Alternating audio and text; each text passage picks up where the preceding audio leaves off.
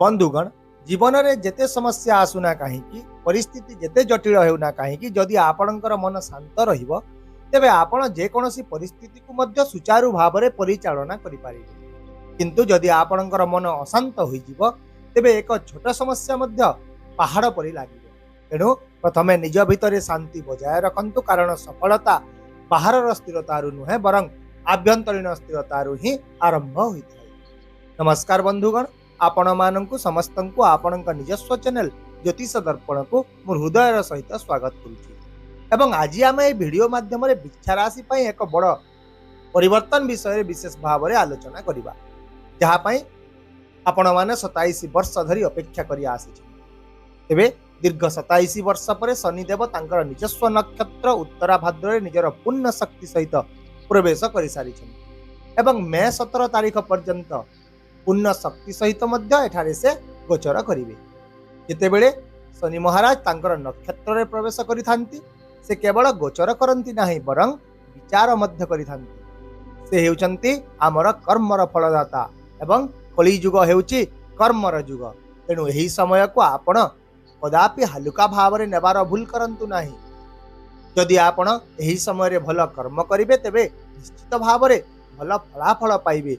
किंतु जदि आपण भूल कर्म करिवे तेबे आपण निजर कर्म अनुसार सही समान फल ही पाइबे।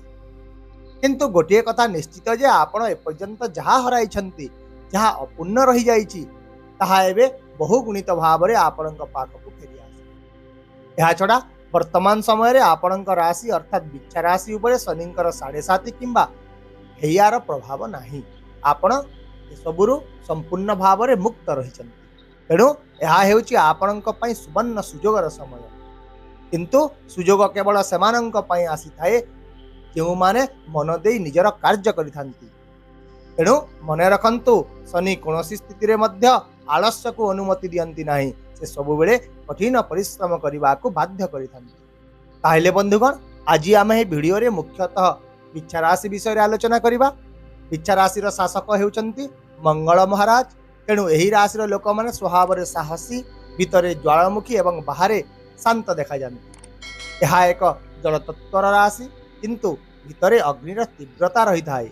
एमाने बहुत क्रोध करिथांती एवं केतेक समय रे प्रतिशोधर भावना मध्य निज भितर पोषण करती। एमाने प्रेम पाई भोकिला अटंती, प्रकृत प्रेम खोजंती एवं प्रतिबदल रे समान गभीरता मध्य आशा करिथांती। तथापि मुख्य विषय आड़ को बढ़िया पूर्व एठी मु आउ गोटे कथा आपण मानक स्पष्ट कर देउछि जे प्रत्येक वृक्ष राशि लोकंक पई शनिंकर ही गोचर समान रहिबो, किंतु फलाफल भिन्न होई पारे। ता कारण हेउछि जन्म कुंडली रे शनिंकर स्थिति।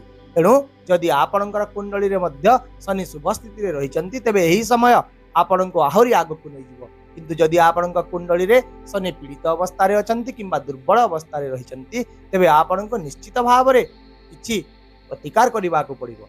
आउ मध्य मन रखंतु जे एही विश्लेषणटी संपूर्ण भाव में चंद्र राशि उपर आधारित अटे, कहार व्यक्तिगत कुंडली उपर आधारित नुहे। तेबे शनि महाराज वर्तमान समय रे आपणकर पंचम घरे गोचर करुछन्ति। किंतु यहा पूर्व जेतेबेले शनि शत्रु नक्षत्र रहितिले सेतेबेले आपणकर प्रेम संपर्क रे दूरता आसी थाई पारे। आपण होयत निजर पाठ पढ़ारे ध्यान मध्य देई पारि नथिबे। परीक्षा निश्चित भाव में बाधा सृष्टि होई पारे एवं विदेश में पाठ पढ़ार स्वप्न मध्य अधारे अटकी जाई थाई पारे। एहा छडा आउ मध्य निज पिलांक सहित आपणकर मतभेद होइतिबो, व्यवसाय दैनिक आय ह्रास पाउथिबो एवं इच्छा गुड़िक एपर्यंत अपूर्ण होई रहितिबो। एहा सहित आपणकर कथा एते आक्रामणात्मक होई गला जे ताहा आपणकर पारिवारिक परिवेश को मध्य विचलित करिदो। तो वर्तमान ए सब परिस्थिति परिवर्तन हेबा को जाउची, जेहेतु एबे शनि पूर्ण शक्ति सहित निज नक्षत्र रे प्रवेश करि सारिछन्ति। तेणु पंचम घरे बसी शनि प्रथमे शिक्षा एवं प्रेमर क्षेत्र गुड़ी को उन्नत करिवे। प्रेम संपर्क रे कथावार्ता पुनर्बार आरंभ हेबो। आपणक संपर्क रे उन्नति देखा देबो। अध्ययन रे एकाग्रता वृद्धि पाइबो। प्रतियोगितामूलक किंबा सरकारी परीक्षा रे सफलतार संभावना अधिक रहिबो। एहा व्यतीत परिवार परिकल्पना रे आग्रही लोकंक पई मध्य एहा एक अनुकूल समय हेबो। यह व्यतीत यही समय शनिंकर दृष्टि गुड़िक आपण जीवन में बहुत गुरुत्वपूर्ण प्रभाव पकड़। बृहस्पति परी शनि मध्य 3टी विशेष दृष्टि रही है, तृतीय, सप्तम एवं दशम दृष्टि। तेबे प्रथम शनिंकर तृतीय दृष्टि आपणकर सप्तम घरे पड़ुछि, जहा फल विवाह रे देखा जाउथुवा विलंब एबे शेष होइजिवो। आउ मध्य विवाहित जीवन रे स्वामी स्त्री मध्य रहितिवा दूरता ह्रास पाइब, किंतु उभयंकु निज भितर संयमता बजाय रखिबाकु पड़िबो, बुझामणा रखिबाकु पड़िबो। यह सहित आपणकर दैनिक आय रे मध्य उन्नति देखा देबो। यहा परे शनिंकर सप्तम दृष्टि आपणकर एकादश घरे रहिछि, जहा फल आपणक पय आयर अनेक नूतन उत्स गुड़िक सृष्टि हेबो। आपण किछि पार्ट टाइम काम मध्य आरंभ करि पारंती। यह सहित ऑनलाइन काम किंबा व्यवसाय विस्तार हेबो। यह सहित समाज रे आपणकर मान सम्मान प्रतिष्ठा वृद्धि पाइब। सेहिपरि शनिंकर दशम दृष्टि आपणकर द्वितीय घर अर्थात धन एवं वाणीर घर उपरे रहिछि। सेतिपई एही समय रे आपणको एही क्षेत्र रे विशेष भाव रे सतर्कता अवलंबन करिबाकु पड़िबो। आपण निजर क्रोध को नियंत्रण रे रखंतु। जहाँ भी कहउचंती ताकु प्रथमे भाबी चिंती कहंतु। जेहेतु आपणकर राशिर शासक हेउचंती मंगल महाराज, तेणु आपणक भितरे अग्नितत्व रहिछि। आपणक बाणी एग्रेसिव होई पारे, तेणु निजर कथा को संतुलित रखिबा एही समय रे आपणक पय अत्यंत जरूरी हेबो। यदि आपण निजर कथा को मधुर रखिबे तेबे निश्चित भाव रे आपण निजर काम गुड़िक सफलता पाइबे।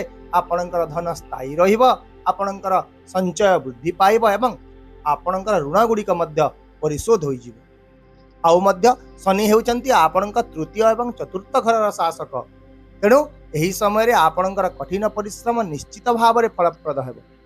सान भाई भौणी सहित आपणकर संपर्क उन्नत हेबो। आपणको निज मांक ठारो आशीर्वाद मिलिबो।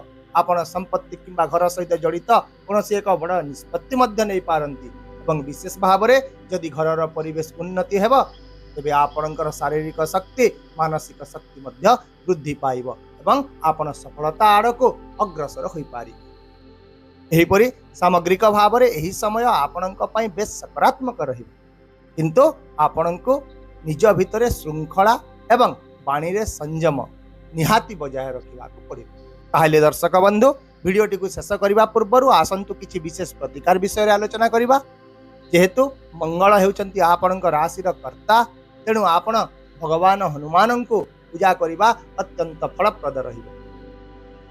ता सहित सुंदराकांड पाठ करंतु। मंगलवार दिन भगवान हनुमान को सिंदूर एवं चमेली तेल अर्पण करंतु।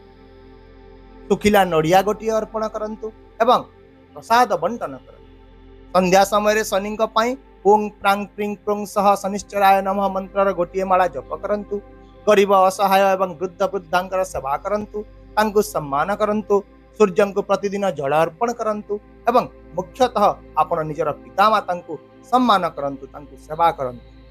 एही सब प्रतिकार पालन करंतु। निश्चित भाव रे एही समय आपणक पई एक आशीर्वाद साब्यस्त हेबो। आशा करूची आपणक एही सूचनाटी आपणक जीवन रे निश्चित भाव रे मार्गदर्शक प्रमाणित हेबो।